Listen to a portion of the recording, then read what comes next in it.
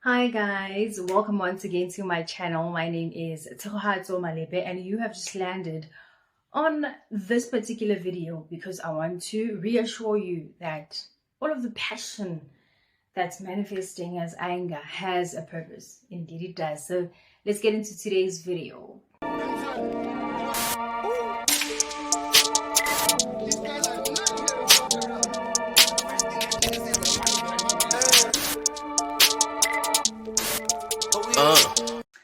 Alrighty then.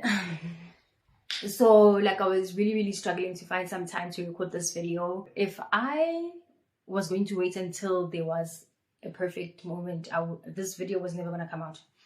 All right, so today's topic, right, is another testimony. 2 days ago, I was running errands in preparation for my daughter's 9th birthday. I go to Woolworths because I had a little bit of an opening before my nephew's school, before it was time for my nephew to come out of school. So I decided, okay, let me go into Woolies and get a few things. And my daughter wanted a specific meal that she would also take to school the next day as her special lunch for her birthdays. I was like, okay, sharp, let me quickly do that. I get my stuff and I make my way to the tills. As I'm going through the queue, there's no one there, it's just me. I get to the front. You guys know how they separate. Well, there's a queuing system that they have, and they've barricaded with like shelves of snacks. As I get to the front, there's this lady, she's with her daughter. She's Caucasian. I could tell by the way that she greeted the cashier that she's a regular at that particular Woolly store. So she's like, hi.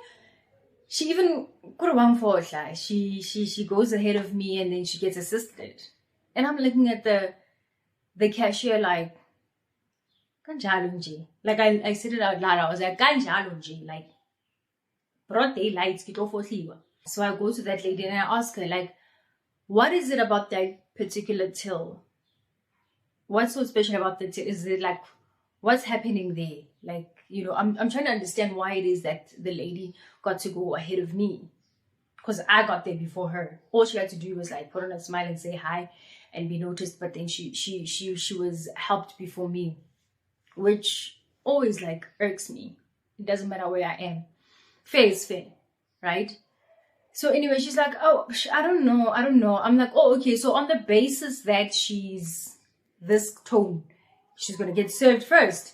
She's like, oh, well, I guess you can say that. I'm like, And then the cashier proceeds to say to me, and if it were her, she would have thrown a fit. I'm like, well, you know what? I actually do want to throw a fit, but at the same time, I'm trying to be a different person. I can feel this thing bubbling inside me. You know, it's not sitting well with me. And I actually said, you know what? I'm not okay. This thing is not sitting well with me. So where's your manager? I want to speak to your manager. The manager is right there. So I walk to her and I'm like, hey, ma, nginenkinga. And then I explained to her what was happening. You see, so there's this guy that's standing with the manager. He also works there. And he's like, oh, okay. So that lady was in the express till. She was using the express till. And I'm like, okay, but how would we have differentiated Horeki Express Tilly and all these other tills are normal tills? And I said to him, you see how I could have gotten to the assumption that she's being helped first because, you know, he's like, yeah, I get you. But then at the same time, I'm like, so how was I supposed to know the difference? He's like, somebody else, I think it was the manager, right? Says, no, there's signage. I'm like, where is the signage? Because if I missed it, then I have an apology to give to you guys. I need to apologize to you guys. That's what I'm thinking in my head, because then it means that I had it all effed up. I recheck. There's no signage whatsoever. And me, I'm big on signage and holding people accountable within retail spaces, you know, because it's very important that you be treated well as a customer. Then there's no signage. And I'm like, you guys need signage, because otherwise these kinds of interactions are going to keep happening and it's very uncomfortable. I leave the store unimpressed. But I felt like my job was done, because I feel like next time I go there, someone's going to make sure that there's signage, right? Had I not said anything, none of it would have been brought to the attention of the manager and some of the people that work at Woolies. Earlier on, I was at Clearwater Mall trying to get a screen protector for my new phone. So I go up to this guy and I ask him, do you have a screen protector? And I proceed to tell him the model of my phone. And he says, yeah. He can barely speak English. He's piecing his two words together, but we get to an agreement that I want the screen protector, the one that makes your phone dark. Like if someone is viewing from the sides, they won't be able to see exactly what's happening on your screen, but you can see it properly.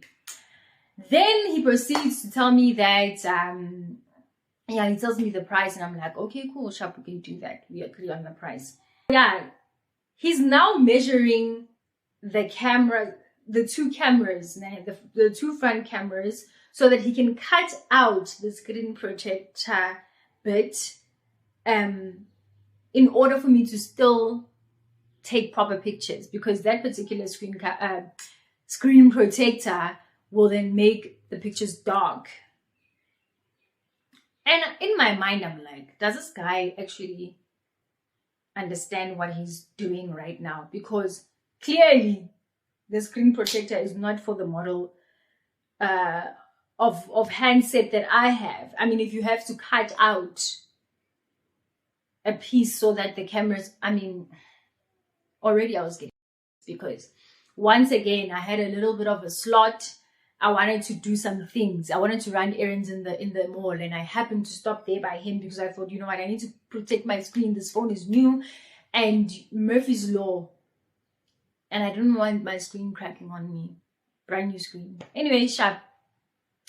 Now he shows me this thing, and I'm just like, no, my brother, this is not gonna work. It looks untidy. Like, I was trying to trust the process, but when he like actually showed me what my phone looked like with the screen protector and everything, I'm like, no, this is untidy. It literally looks, he was using a scissor to cut it out, and I was like, okay, but I was trusting the process because he does this every day, right? I was like, no, no, it's not gonna work for me. And I told him, I'm like, I want the normal tapered glass screen protector, and I'm not paying more than 150 for it. Fine, he puts the cover on the phone, and I tell him, look, there's bubbles on the screen. Now I'm agitated, guys. I'm agitated. There's bubbles on the screen. He's like, no, that's fine. Okay, fine. I proceed to swipe the 150 and I go about my day. But as I'm looking at this phone and I'm peeling at the sides of the cover a little bit, I'm like, man, this thing is not a screen protector at all. If my phone falls now, nothing is going to protect this damn thing. And I'm getting upset. But I leave the mall trusting that this guy gave me the correct screen protector. Then I go, then the whole Woolies thing happened. I circle back. We're making our way onto the road that's going to pass by the mall. And I'm explaining to my 13-year-old nephew what happened with the phone cover and everything. And I show him, and he's like, this is not even a screen protector. I'm like, yeah, man, it looks like the plastic that was protecting the screen from scratches. You know, when you first buy your phone, it comes with an actual a cover on it, as do TVs and whatever. Anything that's just got a screen, it comes with that cover on it. Part of me was like, no, you're making a big deal out of this. You always like wanna stir things up.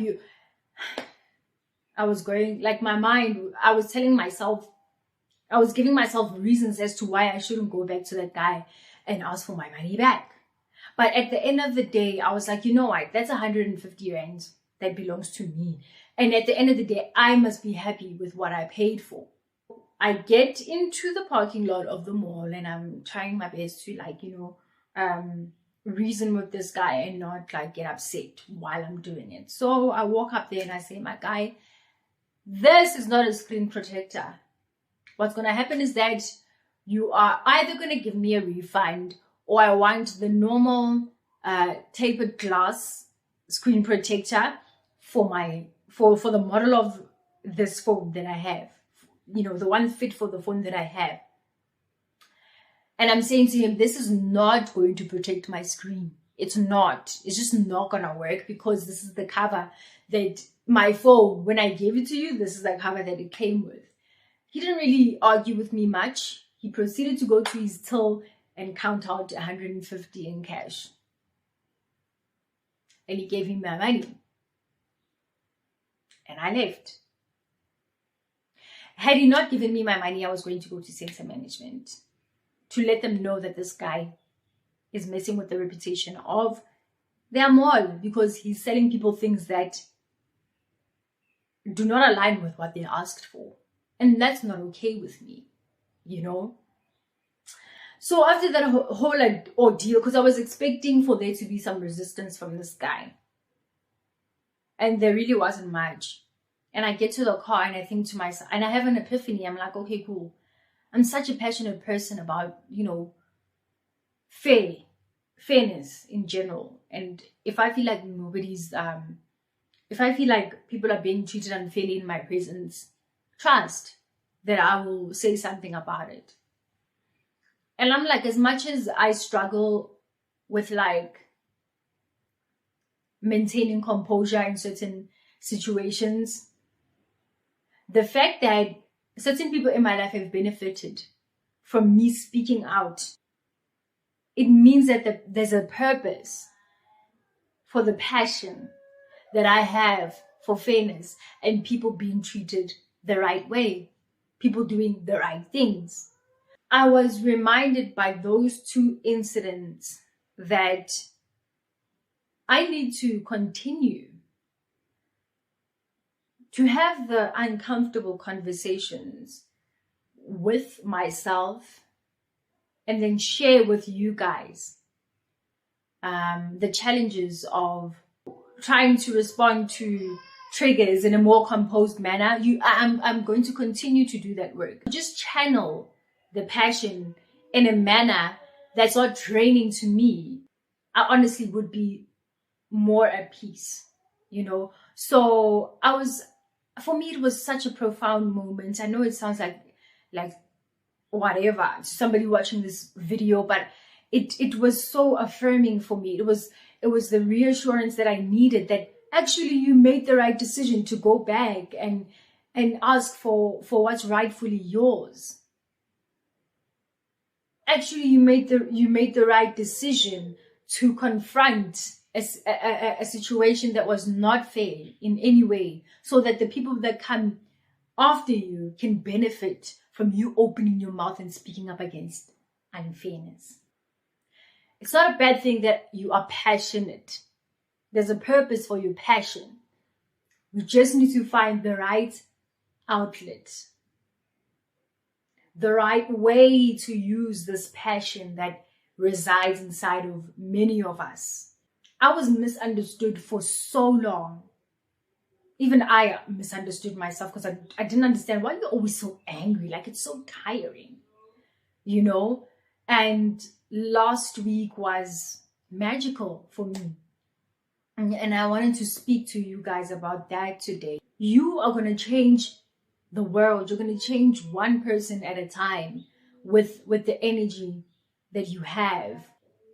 So don't be discouraged because you don't understand why you are the way you are. Little by little, it will start to make sense. It already has.